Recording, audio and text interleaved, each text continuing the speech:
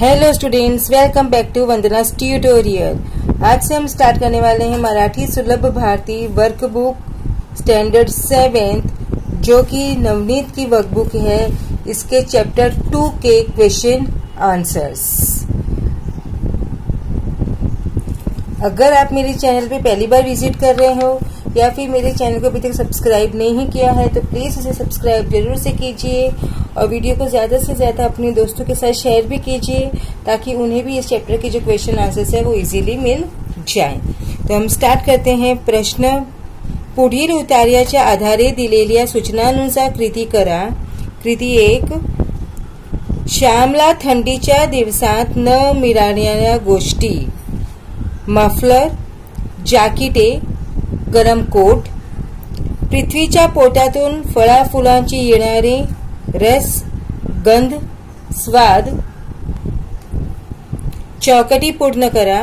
हट्ट धरून बसलेला लहान भाऊ, यांचे बंड माजले नव्हते कापड्यांचे। थंडीच्या दिवसात याची चौघरी गळ्यात बांधायची धोतर। लेखक शिकायला गेलेले गाव दापोली। पृथ्वीला दिलेले विशेषण गंधवती पृथ्वी। स्वमत, गंधवती पृथ्वी म्हणजे काय ते तुमच्या शब्दात लिहा। गंधवती पृथ्वी हा उबदार कोरड्या हवामानाच्या दीर्घ कालावधीनंतर पहिल्या पावसासोबत वारंवार येणारा सुखद वास। हा एक विशिष्ट मातीच्या सामान्यतः आनंददायी गंध आहे। या गंधामुळे पृथ्वीला गंधवती पृथ्वी म्हटले आहे। नाव उतारा क्रमांक 2, आकृती पूर्ण करा। श्यामने आणलेला नवीन कोट बघून त्याच्या आई वडिलांच्या मनात निर्माण झालेले प्रश्न: कोणाची कर्ज काढलेस? फीचे दवडलेस का? कोणाच्या पैशांना हात तर नाही ना लावलास? कृती 2, चौकटी पूर्ण करा। चुलीजवळ शेकत बसलेला श्याम अण्णा, धाकट्या भावाचे नाव पुरुषोत्तम, आईने लेखकाला दिलेले कोरडे धोतर। स्वमत, वडिलांनी पाठीवरून हात फिरवण्यात सारे बोलणे होते। हे विधान स्पष्ट करा। श्यामने भर पावसात अडचणीनं हातातून धाकट्या भावासाठी नवीन कोट आणला। त्याचे हे बंधू प्रेम पाहून आई वडील घाईवरले। आईने तू मनाने मोठा झालास असे म्हटले, पण वडिलांचे मन एवढे ओथंबून आले की त्यांच्या तोंडून शब्द फुटेना। म्हणून वडिलांनी श्यामच्या पाठीवरून हात फिरवण्यात सारे बोलणे श्यामला कळत होते। पुढील प्रश्नाची 1-2 वाक्यात उत्तरे लिहा। नवीन पाऊस सुरू होण्याच्या मातीवर काय परिणाम होतो? नवीन पाऊस सुरू होतो तेव्हा मातीचा एक रम्य सुंदर वास सुटत असतो। श्यामने कोणता निश्चय केला होता? गणेश चतुर्थीला धाकट्या भावाला नवीन कोट किंवा सदरा शिवून न्यायचा असे श्यामने निश्चय केला होता। लहान भावाला आईने कसे समजावले? तुझे अण्णा दादा मोठे होतील, रोजगारी होतील, मग तुला 6 महिन्यांनी नवीन सदरा शिवतील। आता नको हट्ट धरू असे आईने लहान भावाला समजावले। श्यामचे वडील वरचेवर दापोलीला कशासाठी जात? श्यामचे वडील कोर्ट कचेरीच्या कामास दापोलीस जात होते। श्यामला चालण्याचे श्रम का वाटत नव्हते? श्यामने धाकट्या भावासाठी कोट शिवला होता। या आनंदाने श्यामला चालण्याचे श्रम वाटत नव्हते। श्यामचे डोळे अश्रूने न्हाले होते। Give reason. श्यामने लहान भावासाठी नवीन कोट शिवला, त्यांचा हट्ट पूर्ण केला, त्यामुळे श्यामचे डोळे अश्रूने न्हाले। श्याम ज्याच्या घरी राहायचा त्याने त्याला जाऊ नको असे म्हटले। श्याम ज्याच्या घरी राहायचा त्याने त्याला जाऊ नको असे म्हटले कारण नदी नाल्यांना पूर आले असतील।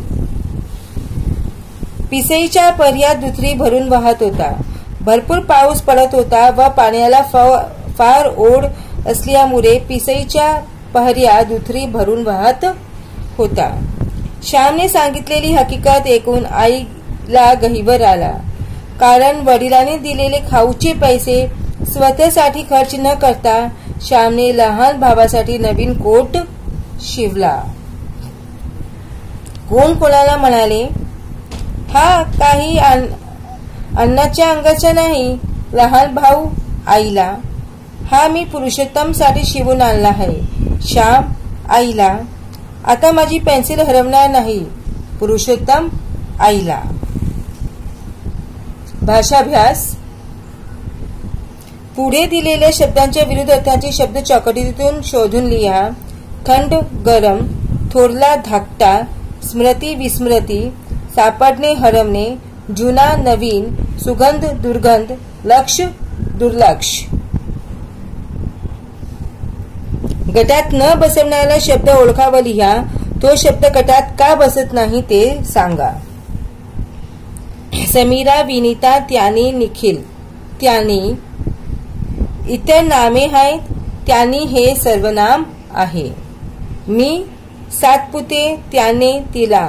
सात पुते इतर सर्वनाम आहेत. सातपुते नाम आहे. हिमालय, सुंदर, प्रसन्न, भव्य. हिमालय. हिमालय नाम आहे. इतर विशेषण आहेत. लिहिणे, आम्ही, गाणे, वाचणे. आम्ही. आम्ही सर्वनाम आहे. इतर क्रियापदे आहेत. तक्ता भरा. एकवचन, सदरा, सदरे, सुई, सुया, आठवण, आठवणी, जाकीट, जाकिटे, गाठोडे, गाठोडी, पाऊल, पावले. तक्ता भरा. पुल्लिंग, स्त्रीलिंग, मुलगा, मुलगी, भाऊ, बहीण, वडील, आई, शिंपी, शिंपीण, शेजारी, शेजारीण. प्रत्येकी 2 समानार्थी शब्द लिहा. मेघ, ढग, नदी, सरिता, पृथ्वी, धरती, पाऊस, वर्षा, पर्जन्य. ध्वनी दर्शक शब्द लिहा. विजांचा कडकडाट, ढगांचा घडघडाट, पाण्याचा खळखळाट, पाखराचा किबिलाट. पुढे दिलेल्या शब्दांचे क्रियाविशेषण अव्ययांच्या प्रकारानुसार चौकटीत वर्गीकरण करा. कालवाचक क्रियाविशेषण अव्यय. दररोज, क्षणोक्षणी, परवा. स्थलवाचक तिथे, पलीकडे, समोरून, वर. रीतिवाचक टपटप, सावकाश, मुळीच, कसे, सतत, झटकन. परिमाणवाचक अतिशय, पूर्ण, जरा, थोड़ा. तो बच्चों, इसके साथ में हमने चैप्टर 2 फिनिश किया. अब हम नेक्स्ट वीडियो में करने वाले हैं चैप्टर 3 माझ्या अंगणात. अब बच्चों, अगर चैप्टर 2 का आपको PDF चाहिए तो वो मिल जाएगा. डिस्क्रिप्शन बॉक्स में उसका लिंक होगा, आप वहां से डाउनलोड कर सकते हैं. सो मिलते हैं नेक्स्ट वीडियो में. तब तक take care and keep watching Vandana's tutorial.